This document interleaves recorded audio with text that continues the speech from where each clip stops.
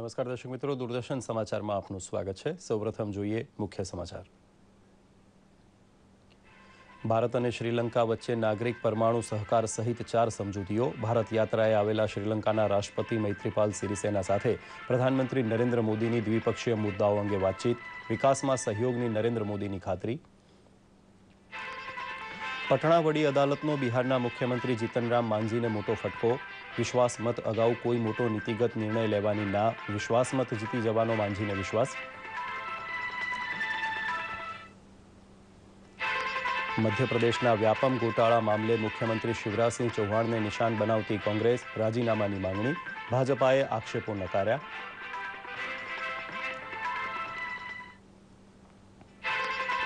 અને આજે દેશભરમાં ઉજવાઈ રહેલું મહાશિવરાત્રિનું પર્વ। ગુજરાતના પણ તમામ શિવ મંદિરોમાં ઓમ નમઃ શિવાયની ગૂંજ। જોઈએ સમાચાર વિગતવાર। શ્રીલંકાના પ્રમુખ પદે ચૂંટાઈ આવ્યા પછી પ્રથમ વિદેશ પ્રવાસ માટે ભારત પર પસંદગી ઉતારીને મૈત્રીપાલ સિરિસેનાએ ભારત તરફ મૈત્રીનો હાથ લંબાવ્યો છે। પ્રધાનમંત્રી નરેન્દ્ર મોદીના નેતૃત્વ હેઠળની ભારત સરકારે પણ તેમને ઉષ્માપૂર્ણ આવકારતા બંને દેશો વચ્ચે બિનલશ્કરી પરમાણુ સહકાર કરાર સહિત 4 સમજૂતી પર હસ્તાક્ષર સંભવ બન્યા છે। પ્રસ્તુત છે એક અહેવાલ। શ્રીલંકાના પ્રમુખ પદે ચૂંટાઈ આવ્યા પછી 4 દિવસની ભારત મુલાકાતે પહોંચેલા પ્રમુખ મૈત્રીપાલ સિરિસેના અને પ્રધાનમંત્રી નરેન્દ્ર મોદીના નેતૃત્વ હેઠળ બંને દેશો વચ્ચે યોજાયેલી દ્વિપક્ષીય વાટાઘાટોના અંતે બિનલશ્કરી પરમાણુ ઉર્જા સહયોગ કરાર, કૃષિ અને સાંસ્કૃતિક સહયોગ સહિતના 4 મુદ્દે સમજૂતી કરાર પર હસ્તાક્ષર થયા હતા। હૈદરાબાદ હાઉસ ખાતે મળેલી બેઠક પછી બંને દેશોના વડાઓએ સંયુક્ત પત્રકાર પરિષદને સંબોધન પણ કર્યું હતું। Agreement on civil nuclear cooperation is yet another demonstration of our mutual trust. President and I also agreed to expand our defense and security cooperation. સંયુક્ત પત્રકાર પરિષદને સંબોધતા શ્રીલંકન પ્રમુખે ભારત શ્રીલંકા વચ્ચેના પ્રાચીન સંબંધોની યાદ તાજી કરી હતી। The relationship between the two countries will be strengthened in the future, and regarding all these fields, defense, economic and commercial, now we are in the path of progress, and this is a remarkable milestone in that process. મંત્રણાની ફળશ્રુતિ રૂપે જ Sri Lanka Nalanda university પ્રોજેક્ટમાં partner country બન્યું હોવાની પણ પ્રધાનમંત્રી નરેન્દ્ર મોદીએ જાહેરાત કરી હતી। ભારતના માછીમારોના પ્રશ્નોનું પણ માનવીય ધોરણે સમાધાન શોધવા સહમતિ સધાઈ હતી। The highest importance to the fishermen's issue. It affects livelihood on both sides. We agreed that there must be a constructive and humanitarian approach.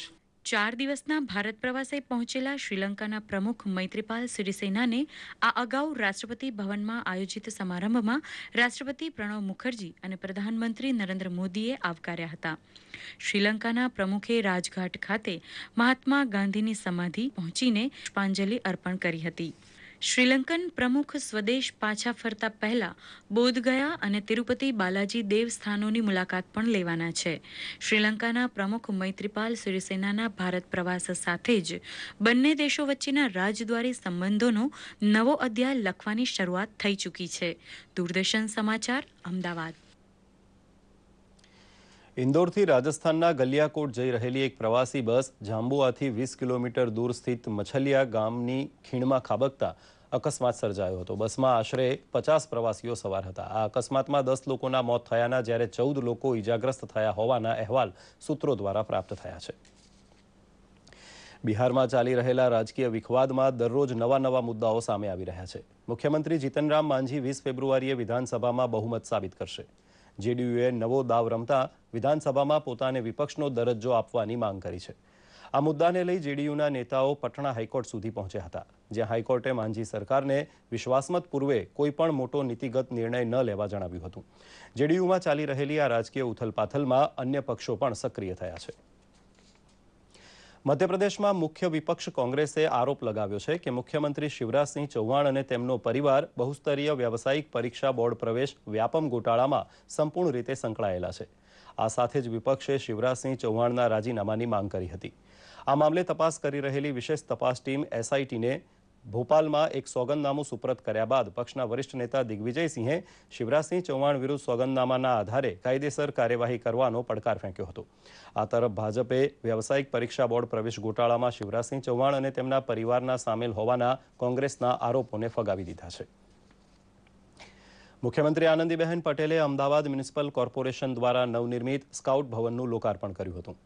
Municipal શાળાના બાળકોમાં શિસ્ત, રાષ્ટ્રભાવના અને સેવાના ગુણો વિકસાવતી સ્કાઉટ ગાઈડ પ્રવૃત્તિની 37મી જિલ્લા ભારત સ્કાઉટ ગાઈડ રેલીનું પણ મુખ્યમંત્રીએ ઉદ્ઘાટન કર્યું હતું. ધોરણ 6 થી 8માં અભ્યાસ કરતા 1000 સ્કાઉટ ગાઈડના બાળકોએ સ્કાઉટ ડિસ્પ્લે અને બેન્ડ ડિસ્પ્લેના કાર્યક્રમો આ પ્રસંગે રજૂ કર્યા હતા. મુખ્યમંત્રીએ બાળકોમાં રહેલી શક્તિ અને સાહસિકતાને બહાર લાવવા સ્કાઉટ જેવી પ્રવૃત્તિ જરૂરી હોવાનું જણાવ્યું હતું. આ પ્રસંગે અમદાવાદ પશ્ચિમના સાંસદ doctor Kiritbhai Solanki, mayor Meenakshiben Patel, school બોર્ડના ચેરમેન જગદીશ ભાવસાર સહિત અગ્રણીઓ ઉપસ્થિત રહ્યા હતા. સ્ટુડન્ટ પોલીસ કેડેટ બનીને ખૂબ સુંદર પ્રવૃત્તિઓ કરી રહ્યા છે, તો એ દિશામાં પણ આપણે પ્રયાસ કરીશું જેથી કરીને ગુજરાતના 50% જેટલા બાળકો સ્ટુડન્ટ પોલીસ કેડેટની તાલીમ મેળવે, સ્કાઉટ ગાઈડની તાલીમ મેળવે, NCCની તાલીમ મેળવે, NSSની તાલીમ મેળવે, તો પછી બાકી શું રહ્યું? બધા ડિસિપ્લિનમાં આવી જાય મિત્રો આની અંદરથી. એવું છે. ગુજરાતમાં ફેલાયેલા સ્વાઇન ફ્લૂના રોગચાળાએ ગઈકાલે વધુ 6 દર્દીનો ભોગ લેતા કુલ મરણાંક 150 ઉપર પહોંચ્યો છે, તો નવા 107 કેસ નોંધાતા તેની કુલ સંખ્યા 1781 થઈ છે. પરંતુ તે પૈકી 692 દર્દીઓ સાજા થઈ ઘેર પહોંચી ગયા છે.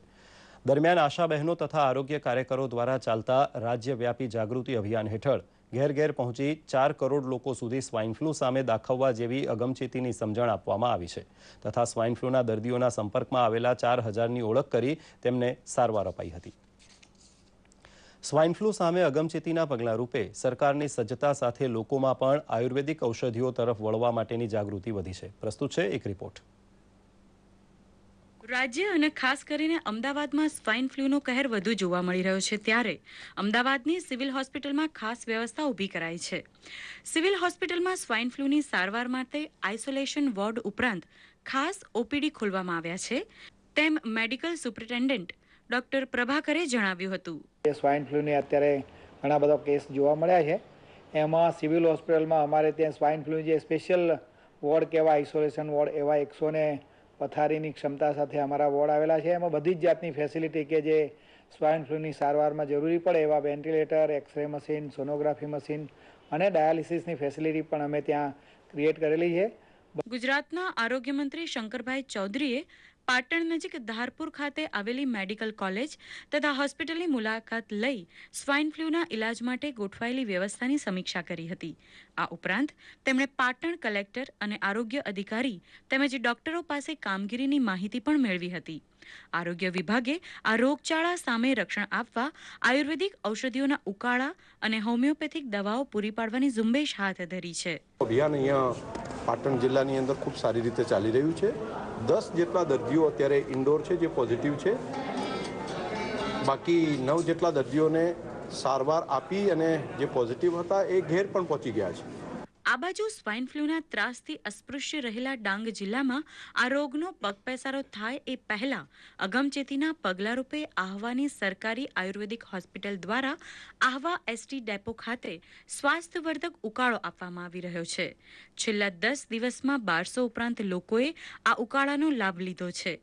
ઔષધિનું મિશ્રણ આશરે 60 જેટલી જડીબુટ્ટીનું મિશ્રણ તૈયાર કરીને એનો કાળો બનાવીને જિલ્લામાં પાડી રહ્યા છે અને આશરે 1200 જેટલા દર્દીઓએ તેનો લાભ લીધો છે અને તેમને લાભ પણ જણાઈ રહ્યો છે. સ્વાઇન ફ્લૂ સામે પ્રતિકાર માટે સરકારના પ્રયત્નો સાથે લોક જાગૃતિ પણ એટલી જ મહત્વની છે. દૂરદર્શન સમાચાર, અમદાવાદ. આજે ભગવાન ભોળાનાથની આરાધનાનું મહાપર્વ એટલે કે મહાશિવરાત્રી છે, ત્યારે રાજ્ય સહિત દેશભરના શિવાલયો હર હર મહાદેવના નાદથી ગુંજી ઉઠ્યા છે. મહા મહિનાની વદ 14ને મહાશિવરાત્રી તરીકે ઉજવવામાં આવે છે. આ દિવસે શિવભક્તો શિવ મંદિરોમાં જઈને શિવલિંગ પર બિલીપત્ર, દૂધ, જળ વગેરેનો અભિષેક કરી ભગવાન શિવની પૂજા અર્ચના કરે છે. આ દિવસે પૂજા અર્ચના, મંત્રોચ્ચાર, ઉપવાસ અને રાત્રિ જાગરણનું અનેરું મહાત્મ્ય છે. કહેવાય છે કે આ જ દિવસે ભગવાન શિવના માતા પાર્વતી સાથે વિવાહ થયા હતા અને એટલે જ ભક્તજનો રાત્રે ધામધૂમથી ભગવાન શિવનો વિવાહ જશ્ન મનાવે છે. આ વર્ષે 20 વર્ષ બાદ મહાશિવરાત્રિના દિવસે ગુરુ અને શુક્રનો ઉચ્ચ રાશિમાં હોવાનો યોગ, વ્રજમુખી યોગ તેમજ ભદ્રા યોગ એમ 3 શુભ સંયોગ સર્જાયા છે. આ પૂર્વે 1994માં આવો સંયોગ સર્જાયો હતો.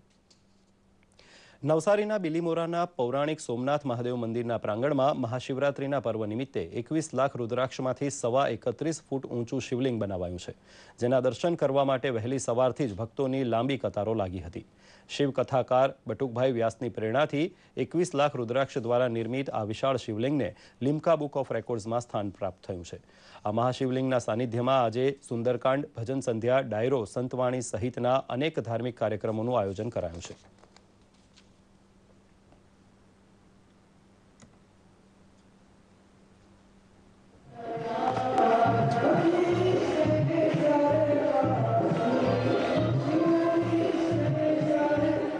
વિશ્વનું સૌથી ઊંચું 31 ફૂટ ઊંચું 21 લાખ રુદ્રાક્ષ દ્વારા નિર્મિત થયેલું આ દિવ્ય ભવ્ય શિવલિંગના દર્શન કરી શ્રદ્ધાળુઓ ધન્ય થઈ ગયા છે. શિવરાત્રિના પાવન પર્વે એના પર અભિષેક કરી જીવનને કૃતાર્થ કરીએ. દાદાના દર્શન માટે આવ્યા છે. 31 ફૂટ શિવલિંગ બટુકભાઈ મહારાજે બનાવ્યું છે. અમને ખબર પડી એટલે અમે દર્શન માટે આવ્યા છે અને જોઈને અમને ખૂબ જ આનંદ થયો છે. દર્શન કરવાથી અમે પાવન થઈ ગયા હોય, અમે શુદ્ધ થઈ ગયા હોય. આવા દર્શન કદાચ અમને હવે પછીના સમયમાં મળે કે હંમેશા આવશે. કેન્દ્રીય ગૃહ રાજ્યમંત્રી હરિભાઈ ચૌધરીએ કેન્દ્રશાસિત પ્રદેશ દાદરા નગર હવેલી ખાતે 30 કરોડ રૂપિયાથી વધુ રકમના વિકાસ કામોનું લોકાર્પણ કર્યું હતું.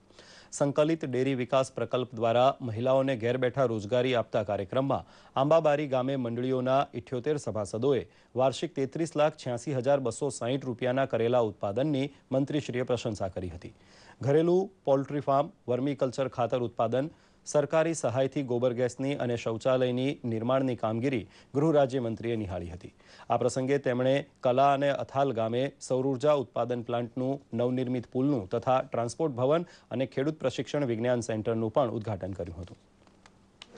करीबन 30 करोड़ का काम का उद्घाटन भी किया. उसमें 66 kV सबस्टेशन, 10 करोड़ का फार्मर कृषि विज्ञान केंद्र जैसा जो प्राथमिक शिक्षा देता है ऐसा विज्ञान भवन 5 करोड़ का, एक ब्रिज जो गुजरात और सेलावासों को जोड़ता है 7 करोड़ का, ये ट्रांसपोर्ट भवन जो आप देख रहे हैं वो 5 करोड़ का और सोलर सिस्टम 2 करोड़ का. ऐसा आज सिलवासा को 30 करोड़ की भेंट प्रशासन ने दी है. उसके मैं प्रशासन को अभिनंदन करता हूँ. બુલેટિનના અંતમાં મુખ્ય સમાચાર પર ફરી એક નજર. ભારત અને શ્રીલંકા વચ્ચે નાગરિક પરમાણુ સહકાર સહિત 4 સમજૂતીઓ. ભારત યાત્રાએ આવેલા શ્રીલંકાના રાષ્ટ્રપતિ મૈત્રીપાલ સિરિસેના સાથે પ્રધાનમંત્રી નરેન્દ્ર મોદીની દ્વિપક્ષીય મુદ્દાઓ અંગે વાતચીત. વિકાસમાં સહયોગની નરેન્દ્ર મોદીની ખાતરી. પટણા વડી અદાલતનો બિહારના મુખ્યમંત્રી જીતનરામ માંઝીને મોટો ફટકો. વિશ્વાસમત અગાઉ કોઈ મોટો નીતિગત નિર્ણય લેવાની ના. વિશ્વાસમત જીતી જવાનો માંઝીને વિશ્વાસ.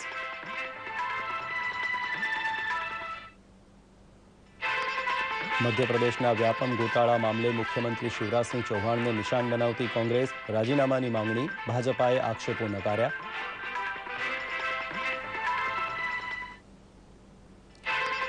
અને આજે દેશભરમાં ઉજવાઈ રહેલું મહાશિવરાત્રિનું પર્વ. ગુજરાતના પણ તમામ શિવ મંદિરોમાં ઓમ નમઃ શિવાયની ગુંજ.